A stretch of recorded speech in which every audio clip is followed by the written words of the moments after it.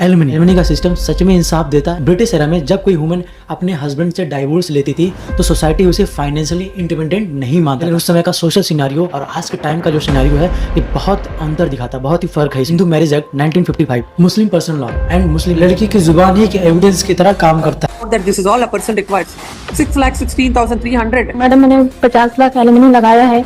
6 husbands case, 7th husband. You are the 7th husband. And against everybody 498 498 and filing the maintenance criminal against every husband. You are playing with the law. Job छोड़ दियो तो भी तो maintenance तो देनी पड़ेगा. You are a wife, you are husband. They asked for 2 crores maintenance. 2 crores monthly maintenance.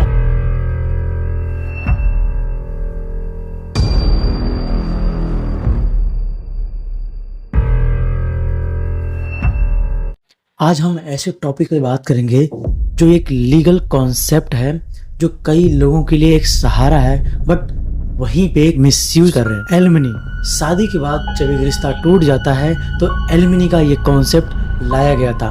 Financial support के लिए इन्हें एक बेनिफिट की तरह देखा गया। लेकिन सवाल ये है कि एलिमनी का सिस्टम सच में इंसाफ देता है या फिर इसका एक मिसयूज एक प्रॉब्लम बन चुका है। यह एक डेलिकेटेड टॉपिक है और इस वीडियो में हम समझेंगे एलिमनी का हिस्ट्री क्या है, इंडियन लॉज एंड एक्ट के बारे में समझेंगे, इसके डीप एनालिसिस भी करें। सबसे पहले समझते हैं एलिमनी का हिस्ट्री। एलिमनी का कॉन्सेप्ट ब्रिटिश लीगल सिस्टम से इंडिया में आया। ब्रिटिश एरा में जब कोई वुमन अपने हस्बैंड से डाइवोर्स लेती थी तो सोसाइटी उसे फाइनेंशियली इंडिपेंडेंट नहीं मानता था। तो उस टाइम कोर्ट हस्बैंड को ऑर्डर देता था कि फाइनेंशियल सपोर्ट के लिए अपने वाइफ को जो डाइवोर्स ले रही है उसे सपोर्ट करे, कुछ मेंटेनेंस के तौर पे उसे कुछ प्रोवाइड करे। इंडिया में एक कॉन्सेप्ट फॉर्मलाइज हुआ पोस्ट इंडिपेंडेंस, जब हिंदू मैरिज एक्ट 1955 आया। यह एक मेजर रिफॉर्म था जो वुमन को फाइनेंशियल जस्टिस प्रोवाइड करने के लिए बनाया गया था। लेकिन उस समय का सोशल सिनारियो और आज के टाइम का जो सिनारियो है ये बहुत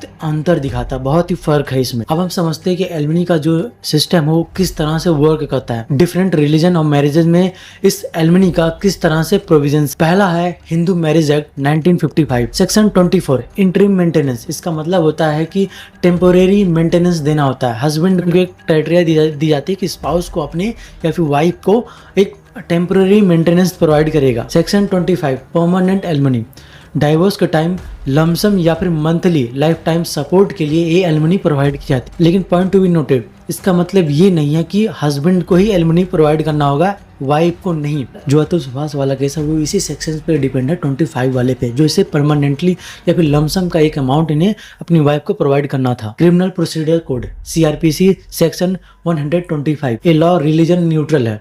इसमें वीकर्स को एक फाइनेंशियल सपोर्ट, वाइफ हो या फिर चिल्ड्रन हो या फिर पेरेंट्स हो, उनको फाइनेंशियल सपोर्ट प्रोवाइड की जाती है। Muslim personal law and Muslim woman act 1986 protection of right on divorce. Divorce के बाद मुस्लिम वुमन को एक इद्दत पीरियड के ड्यूरेशन में उन्हें फाइनेंशियली सपोर्ट मिलता है। स्पेशल मैरिज एक्ट 1954 यह एक्ट एक सेकुलर मैरिज के लिए अप्लाई होता है। Persian and Christian law alimony का जो प्रोविजन है इसका भी डिफाइंड मेंशन्ड है, वो आपको कॉन्स्टिट्यूशन में मिल जाए। एलिमनी कौन लोग क्लेम कर सकते हैं? एक बहुत ही ज़्यादा मिसकंसेप्शन बनाया गया है कि एलिमनी सिर्फ वुमन ही क्लेम कर सकती है, लेकिन ऐसा नहीं है। एलिमनी जो प्रोवाइड की जाती है वो वीकर्स को प्रोवाइड की जाती है। अगर वाइफ वीकर है, उसके पास कोई फाइनेंशियल अलग से कोई सपोर्ट नहीं है, तो वो डाइवोर्स के बाद अपने हस्बैंड से एलिमनी का डिमांड कर सकती है। और अगर हस्बैंड वीक है या फिर उसे डिसेबिलिटी है या फिर कोई अनएम्प्लॉयमेंट है या फिर कोई और रीज़न भी हो सकता है जो उसके पास कोई अर्निंग का सोर्स नहीं है और वाइफ अर्निंग कर रही है, तो आदमी भी वहाँ पे एलिमनी क्लेम कर सकता है। जितने भी एक्ट्स मैंने बताए हैं, जितने भी सेक्शंस मैंने बताए हैं, वो एक लीगल प्रोसीडर के थ्रू कॉन्स्टिट्यूशन में मेंशन है। लेकिन सवाल ये है कि क्या वो एक्चुअली में चीज़ें फॉलो हो रही हैं? लिखा तो है बट एक्चुअली में क्या वो प्रॉपर तरीके से फॉलो हो रहा है? तो गड़बड़ कहाँ पे हो रहा है? एलिमनी का मिसयूज कहाँ पे हो रहा है? मेनली वुमन इस टाइम पे यानी इस एरा में किस तरह से मिसयूज कर रही हैं? अगर वुमन के पास अर्निंग भी है, अदर सोर्सेज हैं, तो वो उसको हाइड करके या फिर उसे छिपा के या फिर झूठ बोल के हस्बैंड से डाइवोर्स के बाद एलिमनी की डिमांड कर रही हैं। इसका एक बहुत बड़ा मिसयूज हो रहा है। कुछ एग्जांपल जैसे कि एक वुमन जो अपने हस्बैंड से ज़्यादा अर्निंग कर रही थी, लेकिन डाइवोर्स होने के बाद अपने हस्बैंड से 50,000 पर मंथ का एलिमनी डिमांड कर रहे। कोर्ट के इंक्वायरी में जब ये चीज़ें बाहर आई तब उस एलिमनी को कैंसिल कर दिया गया, क्योंकि वुमन उस समय अर्निंग कर रही थी। एलिमनी का कॉज क्या हो सकता है? देखो, सिंपल से रीज़न है कि जो झूठे केस में अभी जो मैन है अर्निंग करा, या फिर केस ले लिए अतुल सुभाष का ही केस ले लीजिए।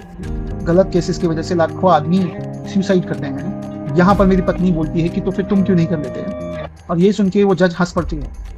उसमें आदमी कितना मेहनत से कमाता है, ठीक है, वो ट्रॉमा और डिप्रेशन इन सब चीज़ों से जूझता हुआ कमाता है, और एंड लास्ट पत्नी उससे डाइवोर्स के बाद डिमांड करती है 3 करोड़ रुपए की। ऐसे कई सारे केसेस आते हैं जहां पे वुमेन इस चीज का मिसयूज कर रही हैं, और स्ट्रिक्ट एक्शन ना लेने की वजह से जो फॉल्स केसेस होते हैं या फॉल्स हस्बैंड के ऊपर जो केसेस चलाए जाते हैं उस पर अच्छे से इंक्वायरी नहीं होती है।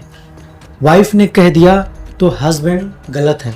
वाइफ ने ये कह दिया कि हस्बैंड ने ये काम किया, इस पे मुझे टॉर्चर किया या फिर मुझे तंग किया है, तो कोर्ट उसकी बात को मान लेगा, ये उस इंक्वायरी नहीं करेगा। इसका कोई सबूत, लड़की की जुबान ही एक एविडेंस की तरह काम करता है, और इसके लिए मैन के पास कोई और तरीका नहीं है जो अपने आप को एक इनोसेंट प्रूव कर सके। लड़की पहले ही इनोसेंट घोषित कर दी जाती है, लेकिन आदमी पहले ही गिल्टी साबित कर दिया जाता है। ये है सोसाइटी का जजमेंट। मैं ये नहीं कह रहा कोर्ट डिसीजन नहीं लेता, कोर्ट डिसीजन लेता है, डिले होता है लेकिन डिसीजन लेता है। और जो ऊपर की चीज़ें होती है, सोशल मीडिया, न्यूज़ चैनल, ये अपना पहले ही डिसीजन दे देते हैं, पहले ही वो डिसाइड कर लेते हैं ये शख्स गलत है, ये शख्स ने क्राइम किया है, ये शख्स पे कार्रवाई होनी चाहिए, फांसी होनी चाहिए। ये सब बहुत सारी चीज़ें सोशल मीडिया पे, यूट्यूब पे हर कोई जजमेंट अपना, ओपिनियन अपना रखना स्टार्ट कर देता है, और जज के फाइनल डिसीजन के पहले ही सोशल मीडिया, न्यूज़ चैनल वाले अपना डिसीजन दे देते हैं। ठीक सेम ऐसे ही कॉन्सेप्ट पे एक मूवी बनी थी जो है वेतन, आई एम राइट अगर वेतन नाम है, उसमें रजनीकांत, अमिताभ बच्चन की एक फिल्म है, उसमें सेम कॉन्सेप्ट दिखाया गया है कि किस तरह से social media, influencer, news channel वाले डिक्लेयर कर देते हैं कि ये शख्स क्रिमिनल है, और उसके बाद जो सिचुएशन होता है, उसके फैमिली, उसके परिवार, उसके साथ क्या क्या बीतती है। तो हमारा हक नहीं है, हम सोशल मीडिया के लोगों को ये बिल्कुल भी हक नहीं है कि तुम अपना फैसला सुनाओ, तुम डिसीजन लो, तुम्हें किसने हक दिया, ये फैसला कोर्ट पे होना चाहिए। ये फिल्म हर किसी को देखना चाहिए। रजनीकांत और अमिताभ बच्चन का ये बेस्ट, यानी बहुत ही बेहतरीन तरीके से फिल्म बनाया गया है, जो रियल लाइफ एग्जाम्पल को इंडिकेट करता है। हर किसी को ये फिल्म देखनी चाहिए कि किस तरह से लोग सोशल मीडिया पे अपना डिसीजन देने लगते हैं। हम कौन होते हैं? हम कुछ नहीं होते, हम सिर्फ अपना ओपिनियन दे सकते हैं, हम डिसाइड नहीं कर सकते। अगर सोशल मीडिया के लोग एक तरफ होकर सिर्फ इंसाफ की मांग करें तब वो बेटर वे होगा, लेकिन वहीं पे अगर हम डिसाइड करने लगे, जज करने लगे, इसको फांसी दो, यही क्रिमिनल, हम वन साइडेड देख के, वन स्टोरी सुन के कभी भी हमें डिसीजन नहीं लेना चाहिए। जहां तक बात रही एलिमनी का, तो गवर्नमेंट को इस पे प्रॉपर तरीके से ध्यान देना चाहिए, क्योंकि कोई स्ट्रिक्ट एक्शन ना लेने की वजह से आज की एरा में वुमेन्स इसका बहुत ही ज्यादा मिसयूज कर रही हैं, जिसकी वजह से आदमी को डिप्रेशन, ट्रॉमा जैसे बहुत सारी चीजों का प्रॉब्लम का सामना करना पड़ रहा है। एक तरीका जो मैं अपना पर्सनल ओपिनियन देना चाहूंगा वो ये है कि गांव में अभी भी दहेज की चीजें चलती हैं, ठीक है, और ये नहीं है कि दहेज ही गलत है।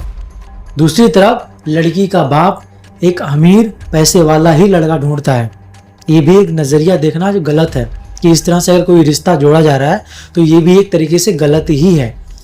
अगर मान लीजिए लड़के ने लड़की से शादी करने के बाद लड़की के घर की तरफ से कुछ सामान आए, कुछ भी आया, जो भी सामान है जिसको दहेज कहा जाता है, ठीक है, अगर मामला आता है कि डाइवोर्स का मामला अगर आता है कभी, तो पूरे परिवार को बैठ के ये काउंट करना चाहिए कि लड़की के घर की तरफ से कितने सामान, कितने पैसे, कितने खर्च हुए हैं, वो आदमी को पे कर देना चाहिए। उसके अलावा कोई और एक्स्ट्रा पैसे की डिमांड नहीं रखनी चाहिए लड़की की तरफ से। और ये भी पॉइंट देखना चाहिए कि जब शादी होती है, अगर देखा जाए तो पैसा दोनों तरफ से खर्च होता है, तो अगर डाइवोर्स का मामला आता है तो ये बैठ के दोनों परिवार वालों को डिसीजन लेना चाहिए। लड़की की तरफ से ज़्यादा खर्चा हुआ है तो जितना पैसा बचता है वो लड़के उसे पे कर दे, अगर लड़के वालों की तरफ से ज़्यादा पैसा खर्चा होता है तो लड़की पे कर दे। सिंपल सी बात है, आप कोर्ट में लेके जा रहे हो और एक्स्ट्रा डिमांड कर रहे हो फ्यूचर के लिए, हमें फ्यूचर प्रोटेक्शन चाहिए, फ्यूचर सिक्योरिटी चाहिए। तुम्हें कमाना नहीं आता क्या? गवर्नमेंट ने तुम्हारे लिए इतनी सारी स्कीम्स निकाली हैं, इतनी सारी सुविधाएं तुम्हारे लिए निकाली हैं। अगर ये चीज लीगल प्रोसीडर से हो रहा है तो गवर्नमेंट पे करे ना भाई, आदमी क्यों पे करेगा? आदमी का एक लिमिट रखे कि हाँ तुम्हें इतना ही पे। फाइनेंशियल सर्विस प्रोवाइड जो है गवर्नमेंट करेगी, गवर्नमेंट के देख रेख में होता है। गवर्नमेंट शादी भी तो करवा रही है, सरकारी शादियां कितनी जगहों पे होता है। अगर हर शादी गवर्नमेंट के थ्रू यानी गवर्नमेंटल रजिस्टर हो तो उसका जिम्मेदार गवर्नमेंट लेना।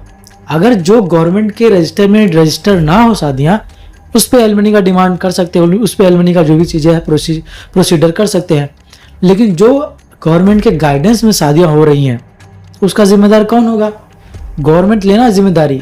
अगर लड़का लड़की अलग होते हैं शादी के बाद, गवर्नमेंट ने शादी कराई, ठीक है, लड़का लड़की अलग हो रहे हैं, तो भाई गवर्नमेंट पे करे ना लड़की को, आदमी क्यों पे करेगा? सिंपल सी बात है।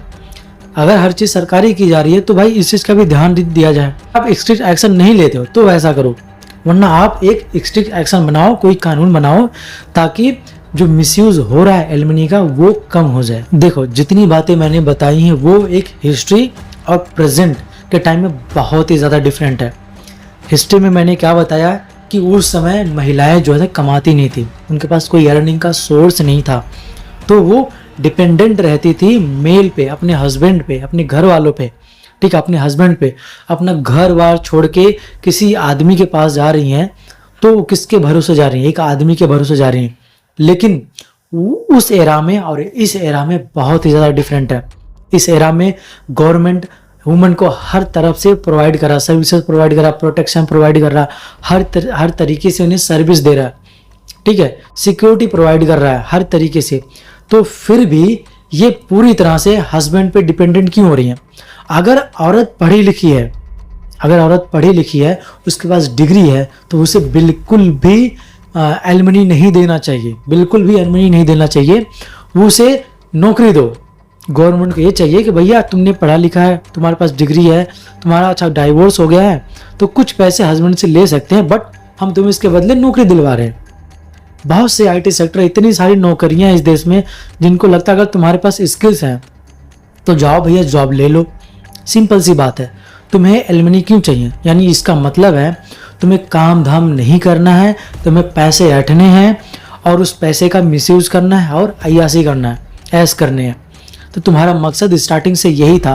शादी के पहले से तुमने ये प्लान बना रखा था कि मैं 1-2 साल शादी करके रहूंगी, उसके बाद झगड़ा करूंगी, उसके बाद एलिमनी का डिमांड रखूंगी, गवर्नमेंट तो मेरा साथ दे ही रही है, उसके बाद मैं 1-2 करोड़ रुपए पैसे ऐंठ के एंजॉय करूंगी, फिर 1-2 साल बाद नया आदमी ढूंढ लूंगी, नया बंदा ढूंढूंगी, उसके साथ शादी कर लूंगी। लेकिन अगर ऐसा हुआ तो लाइक देख लो, ऐसा है 2 साल शादी, तीसरे साल डिवोर्स, उसके बाद हम भी निकले, वो भी निकला, सॉर्टेड, आधा हिस्सा इधर।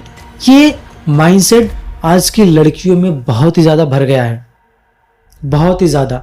अगर इस पे स्ट्रिक्ट एक्शन नहीं लिए गए ना तो ना जाने कितने मेल्स बहुत ही ज्यादा डिप्रेशन और इन सब चीजों का शिकार होंगे।